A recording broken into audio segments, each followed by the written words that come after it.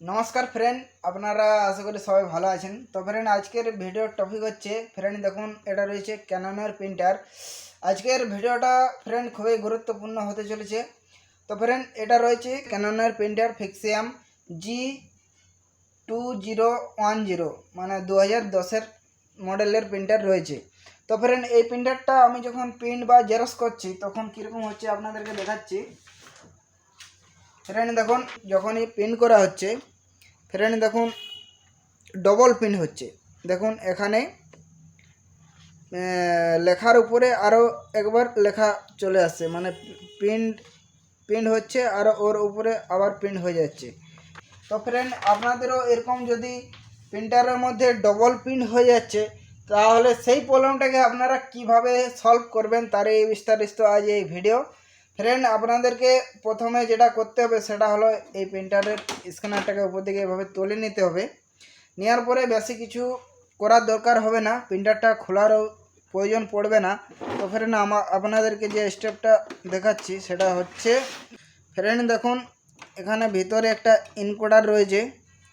এই দেখুন ইনকোডার যেটা পাতাটা রয়েছে সাদা সাদা, দেখুন একটা পাতা রয়েছে ইনকোডার। এই ইনকোডার মধ্যে কিন্তু প্রবলেম রয়েছে।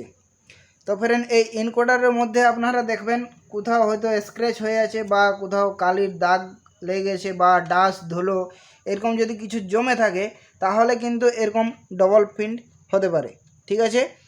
তো ফ্রেন্ড এই ইনকোডারটাকে আপনারা নেকড়া দিয়ে ভালো করে পরিষ্কার করে দেখে নিন। এটাকে পরিষ্কার করে নিচ্ছি নেকড়া দিয়ে। দেখুন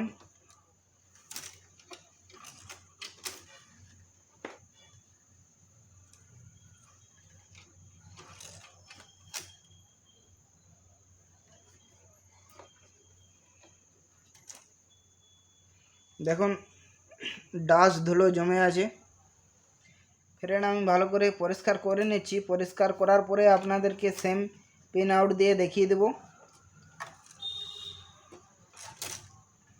এই সাইডে পরিষ্কার করা হয়ে গেছে। এরপরে আমি হেডটাকে এই সাইডে নিয়ে আসবো।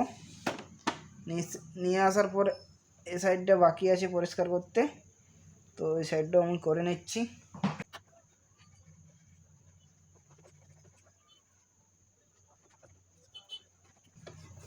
ফ্রেন্ড পরিষ্কার করা হয়ে গেছে আপাতত। তো আপনাদেরকে আমি অন করে একবার পেন আউট দিয়ে দেখিয়ে দিচ্ছি। ফ্রেন্ড আমি পেন দিচ্ছি।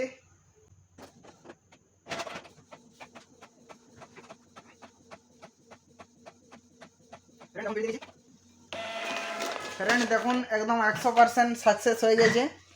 ফ্রেন্ড আপনাদেরকে দেখাচ্ছি, আগের পেন আউটটা দেখাচ্ছি। দেখুন এই পেন আউটটা কীরকম হচ্ছিলো, উপর নিচে ডবল প্রিন্ট হচ্ছিল।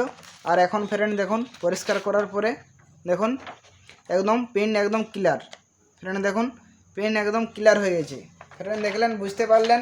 আমি এখানে এই এনকোডারটা পরিষ্কার করার পরে প্রিন্ট করলাম, প্রিন্টটা একদম সাকসেস হয়ে গেল।